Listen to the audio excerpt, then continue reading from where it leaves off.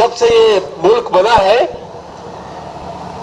اس ملک میں رہنے والے جو محکوم قومیت ہے ان کا استحصال پہلے ہی دن سے جاری ہے، اور آج اس وقت پشتون اور بلوچ جینوسائیڈ اس ملک میں اپنی انتہا تک پہنچ چکا ہے۔ وزیرستان سے لے کر باجوڑ، تیرا میں جس طریقے سے آپریشنز کے نام پر ایکسٹرا جوڈیشل کلنگز ہو رہی ہے،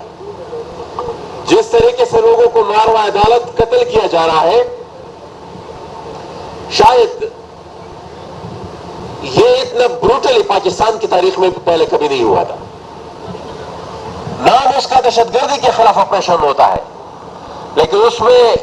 مارا جاتا عام عوام کو ہی ہے، اور ہم پہلے دن سے یہ کہتے آ رہے ہیں کہ یہ طالبانائزیشن ایک کنٹرولڈ پروجیکٹ ہے۔ یہ پہلے بھی کنٹرول تھا، اور پھر اس کے بعد دوحہ ڈیل جس طریقے سے امریکہ نے کیا اور جس طریقے سے افغانستان کو انہوں نے طالبان کے حوالے کیا، اور پھر اسی کے تسلسل میں ہمارے پورے ریجن میں بھی ان کو پھر بسایا گیا، یہ ریکارڈ کا حصہ ہے۔ اور ہم ان چند آوازوں میں سے ہیں جو پہلے دن سے اس پورے پروسیس اور پورے عمل کی مخالفت کرتے آ رہے تھے، کیونکہ جب مذاکرات کے نام پر ان کو بسایا جا رہا تھا اس وقت بھی انہوں نے کوشش کی تھی کہ پاکستان کی سیاسی قیادت کو وہ اعتماد میں لے۔ چند افراد نے ہی صرف اس کی مخالفت کی، کیونکہ ہم یہ دیکھ رہے تھے کہ اس کا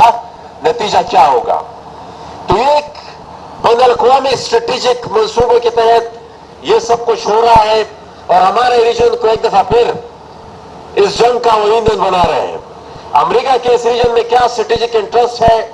کیا وہ کرنا چاہتا ہے، کس طریقے سے وہ چین کا راستہ روکنا چاہتا ہے، یا ان کو یہاں سے ڈیسٹیبلائز کرنے کے لیے وہ کوشش کرنا چاہتا ہے، یہ اس پورے ریجن کو وہ بطور ایک مورچہ استعمال کرنا چاہتا ہے۔ لیکن پاکستان ایز اے اسٹیٹ ایک دفعہ پھر ایک ٹھیکیدار کا کردار ادا کرتا ہے، اور ان کی اس ٹھیکیداری میں ہم لوگ مارے جا رہے ہیں، ہمارا قتل عام ہو رہا ہے، لوگ زخمی ہو رہے ہیں، اور جو گریونسز ہیں عام عوام کی، بلوچ جینوسائیڈ کی میں بات ضرور کہوں، جس طریقے سے ان کا قتل عام ہو رہا ہے، اسٹیٹ پریکٹیکلی کولیپس کر چکی ہے، اسٹیٹ کے تمام ادارے کولیپس کر چکے ہیں، اور جوڈیشری جو ہے وہ ایگزیکٹو کا روپ اختیار کر چکے ہیں۔ یہاں پر مجھ سے پہلے بھی اس پر کافی بحث ہوئی۔ اسٹیٹ اس وقت ایک مافیا کے طرز پر آپریٹ کر رہا ہے۔ فوج ہے، ان کے پاس طاقت ہے، وہ اپنی مرضی کے مطابق، ان کے پاس ٹینک ہے، ان کے پاس توپیں ہیں، وہ اسی حساب سے جو ان کے دل میں آتا ہے وہ اس کو امپلیمنٹ کرتے ہیں، وہ پھر اس کو ان کا قانون بھی ہوتا ہے، وہ پھر ان کا آئین بھی ہوتا ہے۔ پریکٹیکل اسٹیٹ جس کو کہتے ہیں، جس طریقے سے ایک ریاست فنکشن کرتی ہے، وہ کولیپس اس کا ہو چکا ہے، اور بڑا خصوصاً کئی علاقوں میں تو ہم عنقریب وارلڈزم کی طرف جا رہے ہیں، کہ جہاں پر پھر جس کا جو بس چلے گا وہ اپنی منمانی کرے گا۔ سیاسی ورکرز اس وقت زیر عتاب ہے، پی ٹی آئی کے قائد اور ان کے جماعت کے اور بھی کافی ممبران، وہ اس وقت ان کی لیڈرشپ وہ زیر عتاب ہے۔ علی وزیر جو پچھلے رجیم میں بھی ان کی یہ صورتحال تھی، کچھ جیلیں ہم نے مل کر کاٹی، کچھ انہوں نے علیحدہ کاٹی، آج بھی وہی سچویشن ہے۔ مہارنگ بلوچ اور ان کے ساتھ بلوچ ایگزیکٹو کمیٹی کے اور ان کی جو لیڈرشپ ہے اور ان کے کارکنان ہیں، وہ بھی زیر عتاب ہے۔ تو پچھلے دنوں قائد اعظم یونیورسٹی کے ساتھ جو ہوا، اب یہ ہم پہلی دفعہ دیکھ رہے ہیں کہ ہاسٹل میں طلباء کی موجودگی پر بھی ہماری ریاست کو اعتراض ہے، اور پھر آخر میں یہ جو فارم 45 کا اس دفعہ جو فراڈ الیکشن ہوا، ان چند سیاسی ورکرز میں سے وہ جنہوں نے الیکشن سے 2 دن پہلے اس فراڈ کی آئیڈینٹیفیکیشن کر دی تھی کہ اس دفعہ اس الیکشن کا فراڈ اس طریقے سے ہوگا. اس فراڈ الیکشن کے بعد 2 مسائل، ایک تو پہلے سے موجود تھا، لیکن یہ اس فراڈ الیکشن کے بعد جو سب سے بڑا مسئلہ بطور ایک سیاسی ورکر جس کا ہم سامنا کر رہے ہیں وہ یہ ہے کہ ہمارے عوام کا ایک پیسفل پولیٹیکل سٹرگل، چاہے وہ جس انداز سے بھی ہو، وہ ایک سیاسی پارٹی کے انداز میں ہو یا ایک سیاسی تحریک کے انداز میں ہو، ایک پیسفل پولیٹیکل سٹرگل سے ہمارے عوام کا اعتماد اٹھ گیا ہے. کیونکہ وہ یہ سمجھتے ہیں کہ جب آپ نے کمپیوٹر پر بیٹھ کر امیدواروں کے ووٹ لکھنے ہیں، اپنی مرضی کے مطابق ان کو ووٹ آپ نے ڈالنے ہیں، تو پھر اس پورے سیاسی عمل کا ہی پھر فائدہ کیا ہے؟ اب یہ جو اس وقت بطور ایک سیاسی ورکر ہم فیس کر رہے ہیں، یہ مجھے یقین ہے کہ پاکستان کی تمام سیاسی قیادت کو یہ مسئلہ درپیش ہوگا. تو پہلے تو سب سے بڑا مسئلہ یہ ہے. دوسرا جو بڑا مسئلہ ہے وہ یہ ہے کہ یہ جو پیریفریز کے لوگ ہیں، پشتون اور بلوچ کا جو کیس ہے، ان کا پاکستان کی جو بڑی سیاسی جماعتیں ہیں ان پر سے اعتماد اٹھ گیا ہے، کیونکہ چیزیں بدلتی نہیں ہیں. ہم نے دیکھا 2018 میں یہاں پر پی ٹی ایم کا درمے اسلام آباد میں بیٹھا، اس میں شرکت پہ تمام پاکستان کی سیاسی قیادت آئی، حتیٰ کہ پی ٹی آئی کے سربراہ عمران خان صاحب بھی ہے. لیکن پھر جب حالات بدلے، حکومتیں آئی، تو پھر جو کچھ ہوا ہمارے ساتھ، میں اس کو یہاں پر ریپیٹ اس لیے نہیں کرنا چاہتا کیونکہ تحریک انصاف بطور جماعت خود اس وقت زیر عتاب ہے. بلوچ مسنگ پرسنز کا جب ایشو تھا، پی ڈی ایم کا جلسہ تھا کوئٹہ میں،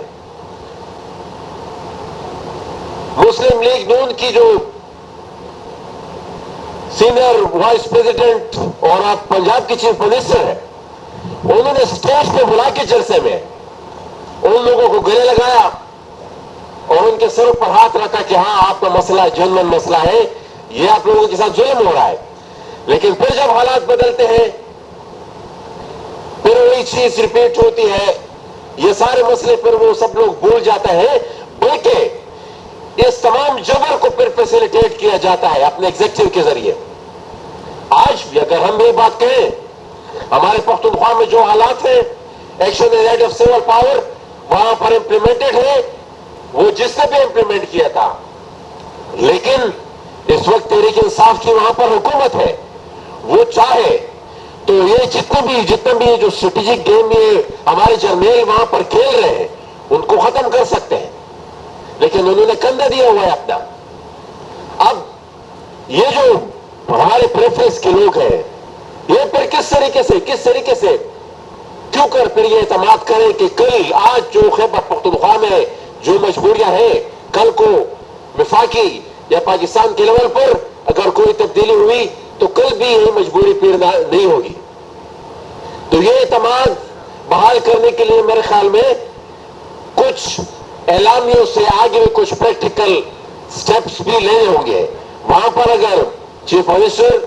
اپنی تنظیم کے تابع نہیں ہے تو میرے خیال میں بطور تنظیم پھر تحریک انصاف اس کو ڈس اون کرے. ادروائز یہ جو بد اعتمادی کی میں نے بات کی، یہ اپنی جگہ قائم ہے. اور وہاں پر جو دہشت گردی کی لہر بھی اٹھی ہے، آج سے نہیں اٹھی، کہ یہ آج جس نہج پر بات پہنچی ہے یہ اوور نائٹ ہوا ہے. 2018 سے میری اسمبلی کی تقاریر آپ اٹھا کے دیکھ لیں، پہلے دن سے میں ان کی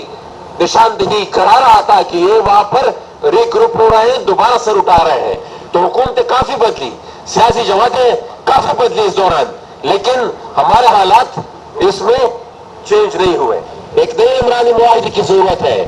اور یہ جو چھوٹے فیڈریٹنگ یونٹس ہیں، میرے خیال میں کیونکہ 18ویں ترمیم کو پاس ہوئے اب تک کافی عرصہ گزر چکا ہے، لیکن فیڈریشن اس پہ عمل نہیں کر رہا. تو میرے خیال میں یہ جو مسائل میں نے بیان کیے اس کا حل اس فیڈریشن میں، اس موجودہ فیڈریشن میں تبھی ممکن ہے جب ایک ایسا فیڈریٹنگ سٹرکچر سامنے آئے جس میں تمام فیڈریٹنگ یونٹس کی برابر کی نمائندگی ہو. اگر نہیں ہوگی تو میرے خیال میں پھر